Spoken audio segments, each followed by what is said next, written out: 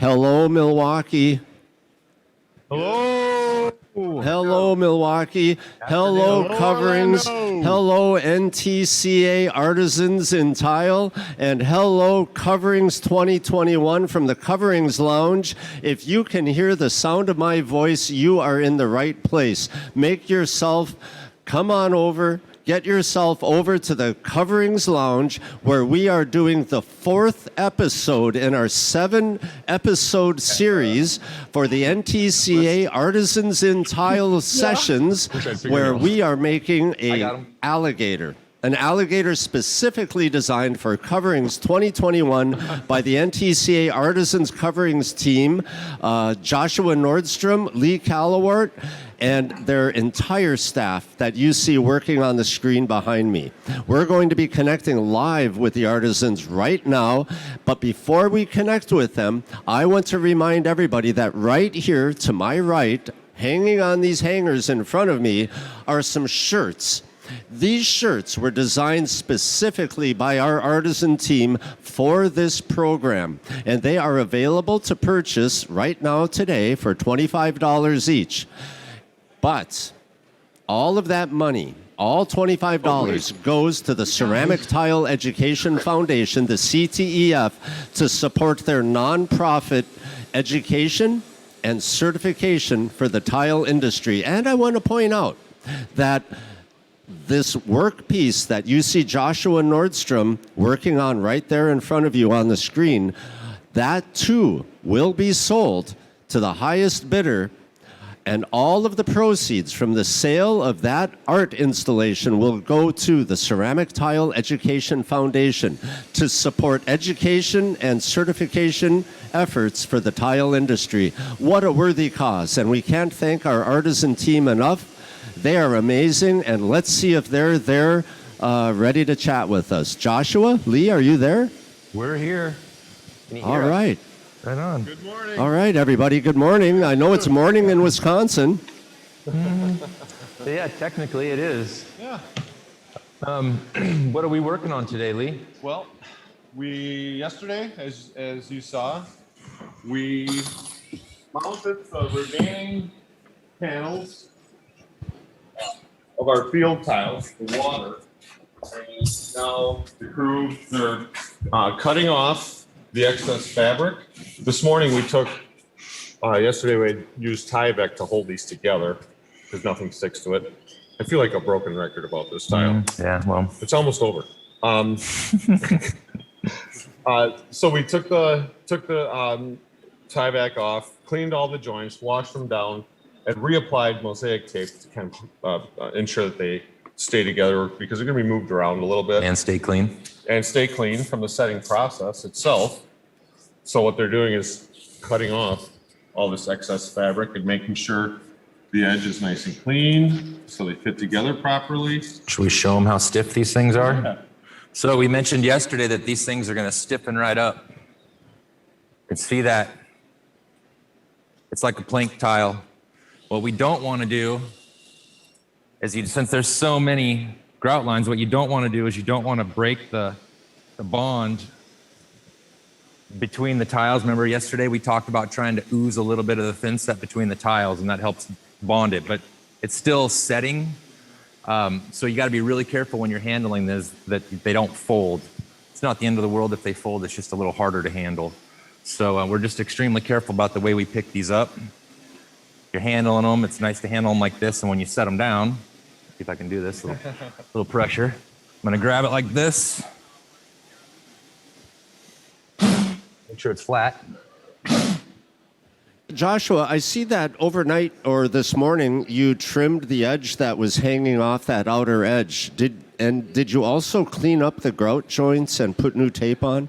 Yeah, that's what Lee was just explaining. We did that very first thing this morning. When we got here, that was the very first thing we did. We peeled the Tyvek tape off, we cleaned the lines, we vacuumed them up, and then we put the Mosaic tape down. They're in the process now of still cutting these off, and the thin set's still soft enough to where it's easy enough to do, and you're not chiseling it off the side of the tile. Well, here's one that, remember yesterday we said, don't leave this for the next day. So we did. Yeah, I came in this morning and put a knife right here and knifed this before it really started to set up. So this should be easy enough to cut away. But you want to get as much of that out when you're pre-mounting them as possible, because the next day, like I said, the next day is easy. 2 days after, it's virtually impossible.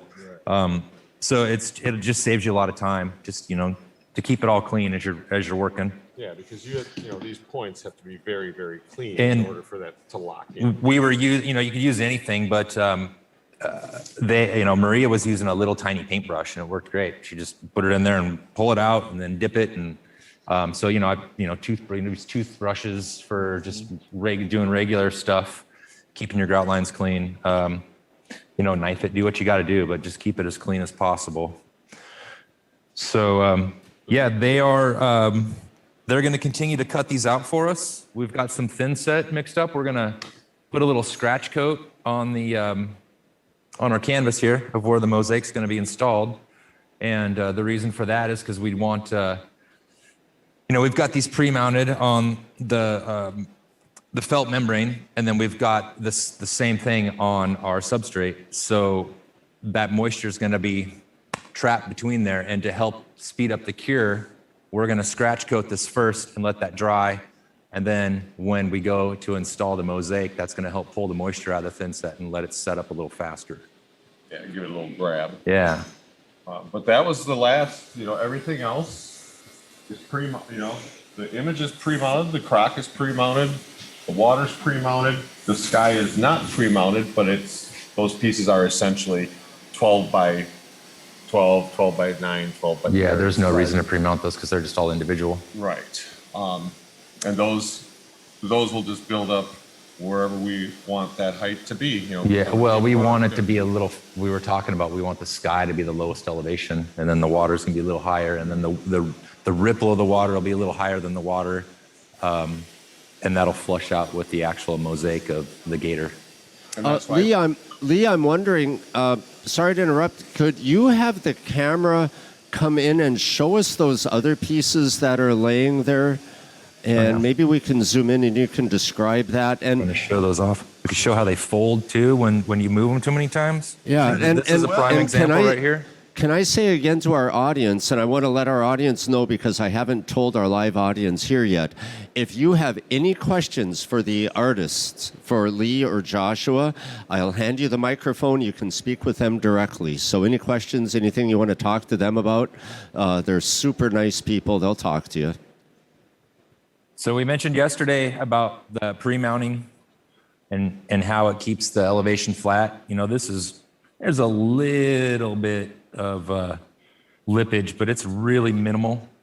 When you there's probably, 20, 30 tiles here. When you put 20, 30 tiles together and they're all mosaic, you're going to get just a little bit, but we try to control it as much as we can. But I don't know if you could see it, how flat that is. It's pretty flat. It's a little more difficult with a long Yeah, linear. we can see. As they interlock.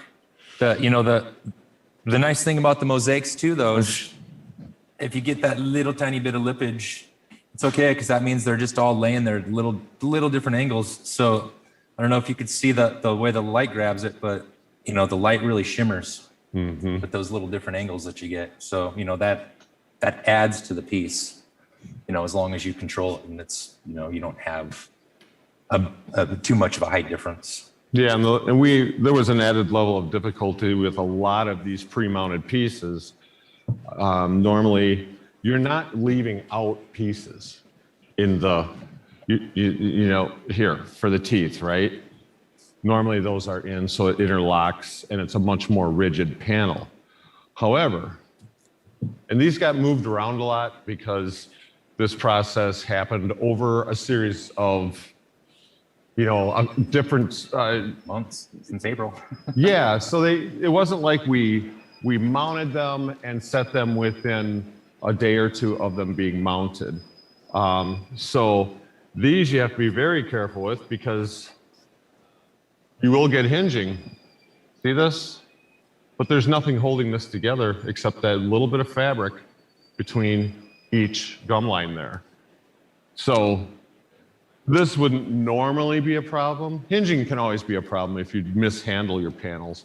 But in this case, it's very difficult just because of leaving out a piece. But most of them are just like a piece of tile. How do you know what order those go in? Do you have them numbered or do you just have it memorized? We don't. They're just laying here in a pile. That's part of the fun later. So this is our master. So whenever there's any doubt,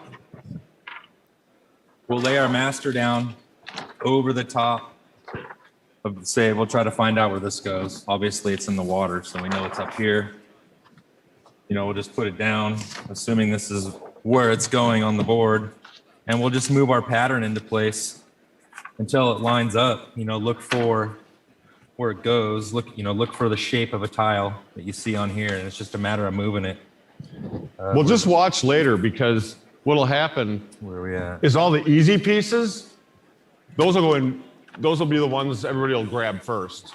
They'll go, oh, I know where that one goes. And then the ones that are left are the ones that are hard to determine their spot. So what are you saying? I'm going to grab all the easy pieces For first? our live audience, we have we have a duplicate of that master right here on the wall behind me. So what they're working with, that master, is an exact replica of this piece behind me. You know, and I don't know if it's something we mentioned earlier, but you know, we mentioned how many different colors of stone we have, and, you know, and the porcelain and everything. So what we did is you can see we color coded it. So we've got blue, we've got pink, we've got yellow, we've got black, we've got red. So we made a color chart of what color's what, labeled it with a correct color, and then you just start numbering. You know, you figure out a way that you want to number. I usually go from left to right. Mm-hmm. You know, like you're reading a book. Yep. And then you know, it's like, oh, well, I know a blue tile is the cafe. So, okay, let's look for blue 80. That's where she goes. So then, you know, when you're placing your tiles, everything's labeled. Yep. So, you know, So this one is always blue. Oh, we have a question. Yes? Hold on. We're handing the mic over to an audience member. Hi, guys. It's Becky Serban. Quick question for you. When you actually start to set your tile, are you still going to use that master? Or how do you determine where your starting point is to actually then start laying in the rest of the pieces? Well, it's mapped out on our substrate. So at one point, we dry laid the entire image. Everything was in place as it will be installed. And as we picked up each piece, we traced the shadow, the silhouette, where that piece will be. Here's where this one goes. We know right away it goes right there. Right. That will help with the setting. You know, I was making light of it, but you know, the shapes are all sectioned out on this substrate. So Which we're going to lose all of our lines when we scratch code. Okay, Yeah, thanks. now, That answers the question. yeah, we didn't think about that. Yeah. Um, Think everything through is hard sometimes. you try. So what we'll do is we'll scratch coat this and we're going to let it dry.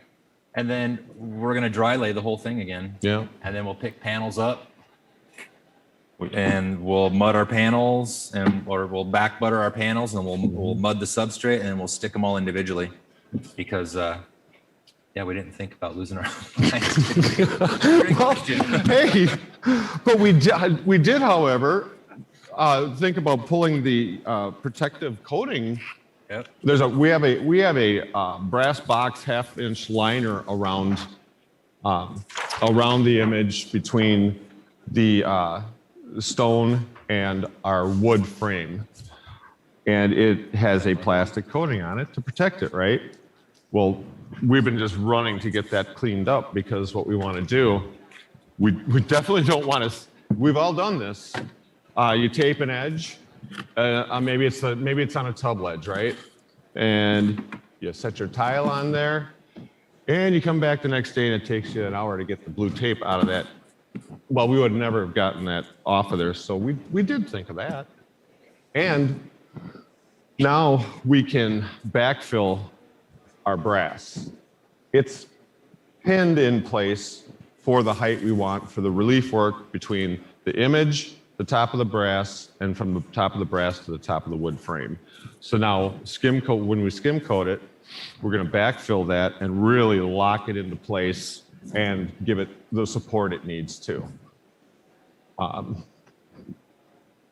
are they doing over there with the They're panels? doing good. They're just about done cutting them. So Okay, they who's- have their team, Seth Reddy and Maria Meyer are there working on these pieces to get them ready for installation. And they've got this well laid out. Oh, maybe it's not Maria. Maybe they've got somebody else there today. Oh, Shay's here too. Shay's there too. Okay. Hi, Shay. And can you one more time? I want to make sure that here in Orlando we understand the substrate and that frame that this is going on. So from our perspective, we're seeing that wood on the edge. Why is that so thick? Is that the frame around the piece? Yeah, behind we have a 2x4 stud frame behind this. There's reasons why it's built this way that will be obvious by the end of today. But then we had our carpenter buddy make this, and he put walnut corner ties in here. Wow, that's And then beautiful. Yeah, isn't that? It's What just, kind of wood is it?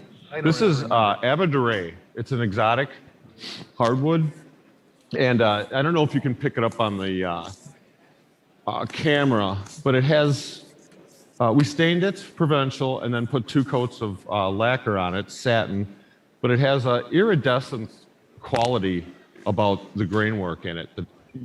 You really have to see it in person to appreciate it, but you can see that it's a beautiful piece of wood. And it was some leftovers that we had from a very large job that used Abadure to wrap a room in, walls, ceiling, the whole thing. Well, that's absolutely beautiful. So then we took and we got this solid brass box liner with square brass corners, no miters. I think it just looks a little sleeker, a little cleaner than a miter. And it's an upgrade. You know, if you got these walnut corner ties here, you got your Abadure, you got your brass, you know, nice little touch on the square corner. We've got them, so there's a little height difference. So you got a little bit of a shadow, and it's going to be the same thing down to the actual tile. Right. So it kind of steps down. From the plane of the top of the wood here, you know, there's about a 16th inch step from there to the brass, and then it'll be approximately the same. It'll vary because the tile isn't all on the same plane. They're all at different planes, in fact, with the relief work of the crock against the water. So where you just had your hand resting, is that the substrate that you'll be installing or mounting the tile onto, right where your right hand is resting right Yes. Yes. now? Okay, so you're going to bond these pieces that you've pre-mounted to that substrate. Okay. Hey, Lee, I got great news. We can still see our lines and our numbers. Hey, we knew that. I didn't think for a minute we could. Uh-huh. Yeah, right. You win some, you lose some. We won Hey, this time. look at, you know, these guys did have a plan, didn't they? But look what they're doing right there. Every single tile job, you key in the thin set to the substrate, and right off the bat, they grabbed their trowels, and with the flat side of the trowel, I could hear that familiar sound right away that we always want to hear to key the thin set into the substrate. Yes, no matter what you're doing. Yeah, and there again, we're doing this so when it dries, it's going to help take the moisture out of our thin set that we're setting the tile with and help it set a little faster. Because we're under a, you know, we're trying to pull this off. We're, you know, we're really scratching our heads like, how are we going to get this grouted? You know, usually when you set something, you got to wait 24 hours to go back and grout it, right? Well, we kind of have to keep moving along. So we're just trying to figure out like, well, what can we do to help speed the process up? So our goal is to have this thing all set today, and we're going to be here early in the morning and grout. Yep. So tomorrow we can do the unveiling. And Are you using a rapid thin set? we are not, no. but it's platinum, and it's going to be a very thin coat. So within an hour, Yeah. it's so, you know, it's just a scratch coat. It's already setting up on my trowel. Yeah. This stuff is pretty bomber. Making sure we get it under the brass. Yeah, that's cool. Lines, I see all the lines. Great. I'm glad we didn't use gray. Good thing I didn't have any. At some point, I think today, you guys are going to tell us. Are you going to? We're going to have a guess at some point how many overall pieces are in this mosaic. Am I remembering that correctly? And you're not going to tell us that number until after somebody guesses later today. Is that right? Right. That's correct. It's like how many M&Ms are in the M&M jar, but it's just has to do with tile. So yeah, I think it's just the pieces that are in the gator though, because we counted them all before we did the water. Because the water was done when we got here for this trip. So it's just the pieces that are in the actual gator. But see, we should go ahead and count those count them? because Okay, nobody can cheat that way. that's true. Okay. Well, so we'll get a final count here between these two. Because that'll be the sessions. unknown, right? They'll have to do a little guesswork on the water, the field tile. That's true. That's really gonna throw it Okay, off. so everybody here in the audience knows what we're talking about. This evening, around 5 o'clock or so, come back. We're going to have some giveaways. And to win one of the giveaways, you're going to have the closest guess to how many pieces are in this artwork is going to win a prize. So start taking a look at the number of pieces, come back to our next two sessions later today, and estimate in your minds how many pieces and you're going to win a prize. So now, did you say, Joshua, we're going to know the number that's in the gator and the overall piece? Is that what you just said? Yeah, we'll have one of the helpers here count all the water pieces for us. Mm-hmm. Thanks, And helper. we'll have an overall number. So, yep. And I don't want to be a buzzkill, but the prize isn't the piece. So I don't know what it's going to be, but whoever wins is not going to be driving this home. Yeah, that's right. That piece, that whole finished artwork is going to be sold to the highest bidder and to support the Ceramic Tile Education Foundation. What an incredible effort. They better bid. I don't know, Joshua and I might be bidding Yeah, on we this were thing. talking about pooling together and just sharing it. But, I think you should probably tell them about why we chose white thin set over gray thin set. Yeah. Normally, with this piece, we would definitely be using gray. The grout is going to be Laticrete Select Natural Gray. And the reason for that is that there's some of the joints are smaller. It's rated for smaller joints. And it won't scratch some of the fine finishes of some of these materials. The labradorite and the cafe. The cafe is the softest, obviously, it's limestone. And then the labradorite, it's soft as well. So normally spec 1 would be a great choice to do this in, but That's the labradorite.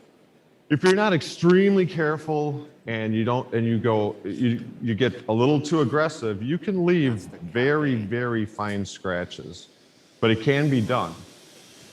And if it weren't for some of the smaller joints, we may have used spec 1 and just been careful about it. But the reason for the white thin set is that the teeth are white onyx, and they will wick in the color of the mortar and the grout. Originally, we were going to use autumn green grout, which looked very nice with the piece. But it's so heavily pigmented that it would wick into the teeth and leave a shadow line all the way around the teeth. Now that might not be a bad thing. However, we cut out of all different areas of the slab and colors of the slab, which means there's different levels of density in it. So that it's not like they would have all taken in a very consistent fashion and had a perfect shadow line around each piece. I think a gator in the wild has that little green slime on their teeth anyway, doesn't it? Well, that might have been a little gory. I don't know. Maybe a little bloody. We should have a little blood action in there. Yeah, we had ideas, of things hanging out of the gator's mouth, and we wanted to appeal to everyone. But yeah, that is the reason for the white thin set, and it is the reason for the natural gray grout, as the natural gray grout has very little. It's not a heavily pigmented grout at all. So it's funny how one material choice drove your setting materials and your grout color. If it wasn't for the onyx teeth, well, wide open, whatever we wanted to do. Didn't matter. We could have used any color, grout or thin set. So it's all those things, thinking through those things before they happen. And it's too late. Or testing. We do a lot of testing with pieces. We'll test grout, staining and coloration with the materials before we just go. It's all tested prior to proceeding with the grouting or whatever it may be, even the mounting. So there's a lot that goes into it that nobody ever really sees. All the testing, all the trial and error that happens before you do anything, before you make that first move to the last move. You're making sure that it's the decisions you make aren't those that you say, well, too late now. Yeah, when I was here in April, Lee taught me something that I haven't done, and it's a great idea. So you have pre-mixed PCS colors in containers. Yeah. So he's got the pigment and the grout base pre-mixed in containers. And so you could just take that dry grout, and what we did is we took a bunch of scraps of the actual piece and laid all the scraps together, and then he just poured that dry grout over it and wiped it and just swept it down into the grout lines and swept it off, and then voila, you got an actual grout color without grouting it. So that was a light switch on for me. I never thought of that before, and it's just those little things that you don't think of. But it was a great way to see a grout color, without mixing little pieces of grout. So when I was up there, Maria did a demo for me, and I took a video of Maria doing that demo, and you can find that on the NTCA Tile Training Connection Facebook group. That's right. Maria did a great job with that test. We posted that up there, so scroll through and find that. And for our studio audience here, if you look just over to my left, hanging there is the mock-up that Lee and Joshua did of this piece. So they actually did this section of the gator, mocked it up, grouted it, mounted it as what Lee is describing as part of their testing, part of the mock-up, which is... Lee, that's important for every single job you do, right? Oh yeah, and just so you know, that piece that we're just referring to, that is a test piece, and it was tested the setting material and the grout. If you look closely at that mock-up, look at those teeth compared to the sample we sent you. If you put those side by side, you'll see something. Okay. So, guys, when you get a chance, come on up here and afterwards look at this. You see the teeth in there? Here's the piece of the material that the teeth were cut out of, so you can do the comparison that Lee just said. I'll leave that laying right there. You can check that out. Right, and tell me what you see when you look at the two. Okay. And it'll show you one of the reasons we do testing. All right. I don't know if I can walk down there. You want to come up? Here, we're going to have somebody do have this somebody here. come up and do it. Yeah, we're doing it right now. Yeah. Lighter. I mean, the sample is clearly lighter than the mock-up. Quite a bit. I could see it here on the screen. Okay, show that again. Josh was looking at the screen. So I can see it on the sample, which is lighter than the one on the mock-up. Correct. And that's because we used gray thin set to mount that mock-up. Okay. Okay, so this mock-up has gray thin set under that tooth, and that made that whole shading difference happen. Correct. And now the grout was natural, and you see that it didn't bleed into Right. the tooth. But the thin set, however, darkened the tone of the onyx. So that's why we're using white thin set. Okay. Yeah, what a great explanation of the process. That's awesome. Yeah, like I said, it pays. For the time it takes to do the testing, it's never wasted time ever. It's so valuable, and those are things you take with you on the next job to the next job. Yeah. So that's probably something that was learned the hard way at one time. Mm-hmm. And then now every time that you do, I mean, you work with a lot of stone. I don't work with too much stone where I live. But so I'm sure every time you do any kind of a lighter stone, that's just something that you always take into consideration. Right. White that marble. can make or break the piece. Mm-hmm. You know, you don't want to put all this time and energy into something and then just do something silly like use the wrong color thin set. Right. And that's back to those tests are, they, like I just said, they're not good for just a good learning lesson for the job you're doing, but for the future jobs. Test them, screw them up in your shop. Make the mistakes off-site. It's a lot cheaper, I'll tell you that. Yeah.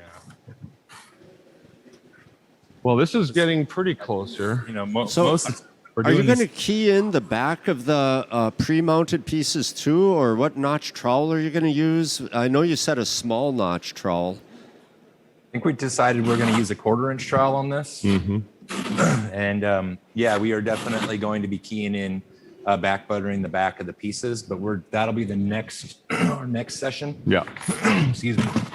We're going to get some fans on this and get this drying before our next session. So then next session, we're going to start installing this thing. It's going to all fall together in that 45-minute time frame. Yeah, you don't want to miss the next 2 sessions today. It's going to be kind of crazy. Yep. And the evolution of the piece will happen quite rapidly. After all the buildup and all the prep work and the months of planning, it's funny how we say this all the time. All the drawings, you're laying awake at night thinking about it, the process, the planning, and then within the matter of one day, it's over. I guess it's kind of like, is that how Grandma feels when she makes this huge feast that takes her 3 days to make? And then the family comes over and within 10 minutes, they're done walking away from the table and they're left to leave it for her to clean up. It's kind of like that, a little different maybe, but. Yeah, I can understand that. Absolutely. There's a lot that went into this. And so when you do this, are we going to have a camera angle and we can see this come together? It's going to be right up from above. That is cool. We're going to be on a table real close. Yep. We're going to move the camera around. And yeah, you'll definitely be able to see it. Yeah, there's some little surprises with the relief work that we're tweaking too. That'll be kind of cool. Yeah, there's a few things we're just trying to keep secret until the actual install. So we don't want to give too much away. So you have to tune back in to actually see what we're trying to keep secret. Yeah. Everybody Yeah. that's here right now, are you going to come back to the next two to see this thing finished up? Yeah, everybody's raising their hands. They're not going to miss Yeah. this. Absolutely. Brandon, the cameraman, said he's going to come too. Brandon's coming. Val is coming. Everybody here's coming. Thanks. Right on. Really appreciate that. We wouldn't miss this for anything. Yeah, it's going to be fun. I mean, this is what it all comes down to, and it's always kind of an odd feeling as an artist, and I'm sure a lot of people feel that way about some of the jobs they've done, the more intricate jobs. Once again, you know, all the things you went through to get to that finish line, and then it's over, and you feel kind of like lost. Yeah. You know, for me, what the hard, people ask, like, what's the hardest part of that? What was the hardest part of that project? And the hardest part really is walking away from it. Yeah. Because you put your heart and soul into it, and you've looked at it for, sometimes a matter of months, right? And it's what keeps you up at night, and that's all you think about. And then there's that day when you walk away from it, and now all you got's pictures, so that's the hardest thing. It is. It's like leaving a child behind. You can't wait to get it done. You grind and you don't sleep, and you can't wait to get it done. And then it's done, and you're like, now what? Yeah, and throughout the process, at one point you're going to be like, I'm never going to do this again. And then How many times? And then by the time it's over, I sign up for another one. So it's a love-hate relationship. That is so true, isn't it? How many times? That was. I hear Jean over there giggling, so I'm sure that's probably she's probably heard that before too. Joshua, how many years have you been doing this? How much experience do you have behind you altogether? I started off. I didn't start out as a tile contractor. I started out as an artist. I graduated high school, and I did a lot of pottery in high school. So I bought a kiln right out of high school, and I had an opportunity to make some tile for a friend. Pretty much fresh out of high school. It was right around the year 2000, I think, 99, 2000 is when I made my very first piece. And I went into it just with the mindset of like, oh, I'm going to be a handmade tile artist. And that was my thought. And then I quickly realized that maybe I should be a tile contractor, and that'll really help me sell my art. So then I taught myself how to do tile, which I know a lot of guys do. And, early on, I probably didn't do everything up to standards, but, I've learned that over the years. And, now I do everything up to NTCA standards. I guess to answer your question, since the year 2000, so 21 years now.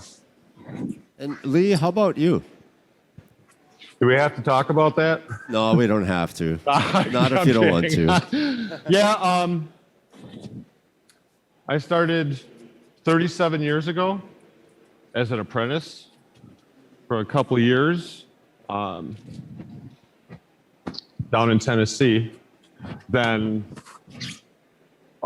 came here and worked for a larger contractor for approximately 16 years, where I kind of worked myself into a groove there, where the reason I stayed so long, I think, is that I did all the high-end residential jobs. They would always, it just seemed like, there was other people did too, it wasn't just me, but I did a lot of the most technically challenging jobs. After being there for 16 years, it was time to burst out on my own. And one of the things that made that really not easy to do, but much easier had I just done it on my own, was opening the business with my wife, Jane, because she does things that not only do I not want to do, that I'm not particularly good at either. And It's worked really, really well. We stay in our lane. We know when to, dip your toe across the line for just a second, have a little conversation, but then, you get back over there. And like when I'm with clients, if they want to talk about design, color, layouts, I'm your guy. The minute you mention money, you get Jane's phone number. You have a great team going there, that's for sure. You've got it figured I know. out. I'm a very fortunate human being, and then I have just great people around me. All my kids have helped Dragonfly in the field over the years. They've all worked for our company, and for the summers and between school or what have you. Shay's in fact here today. I have great, I have Maria. Maria's all right. She gets the job done. You want to tell them why we are going to the extent of drying this brass off after we just washed it down? Yeah, we don't want to accelerate that patina process. You leave the water on there, and by the time we come back to start setting, it's going to start turning black. So what we can do is when we're all done, I'm going to tape off the image. We're going to tape off the edge of the wood.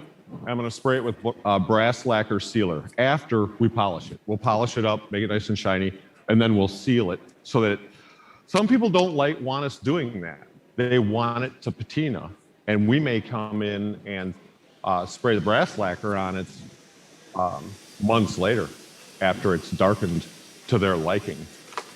Because they like that. It looks more. A lot of people think. I think they like it looks more authentic.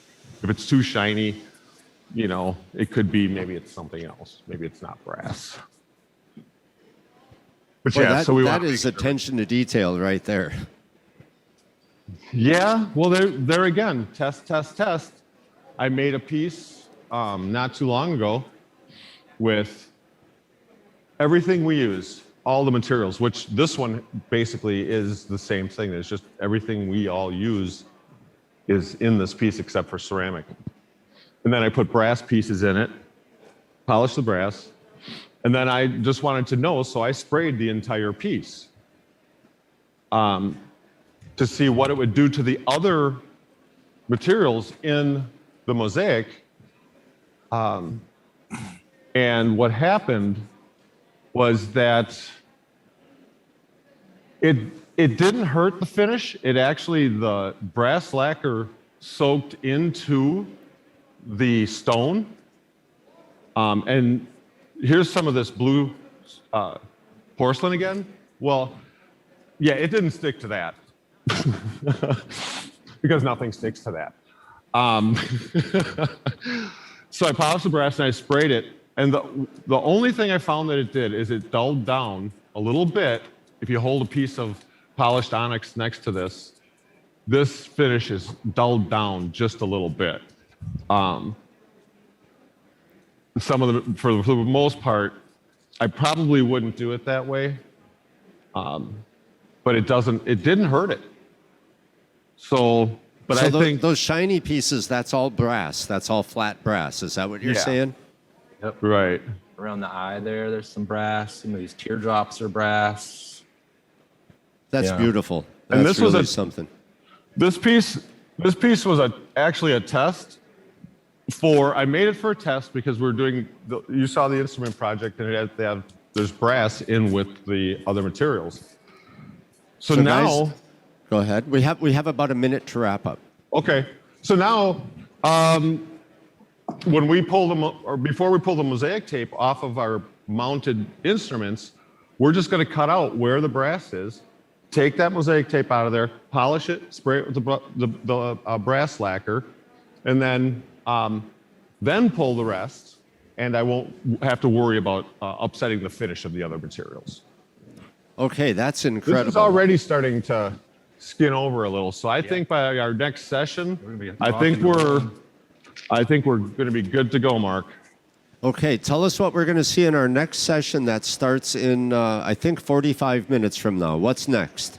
You're gonna see the piece start to come together. We're gonna be putting puzzles together. Yeah. Yep. That's right. the final. Well, it'll take the two. We're going to try to make it last throughout these next two sessions, which is going to be kind of difficult because there's going to, that gap between the two sessions. So we're going to talk about how to slow ourselves down. right. You said tie one hand. Maybe that's what we should do. Tie one hand behind our back. Well, Then that'd be there'd fun to fins watch. set all over the place, and no, we can't. All right. Everybody here in Orlando, please give a round of applause to our NTCA Artisan. Ooh, sounds like you got a crowd, Mark. How many people you think are in there? Yeah, we got a lot of people here. We're spread out through the entire lounge, and they are just eating this up, guys. You're doing a great job, and we're going to see you again, I think, in about 45 minutes. Thanks. All right. Thanks a lot. We'll see you soon. Hey, try to have some lunch. We're going to do it. Thanks, Mark. All right. See you soon, guys. All right.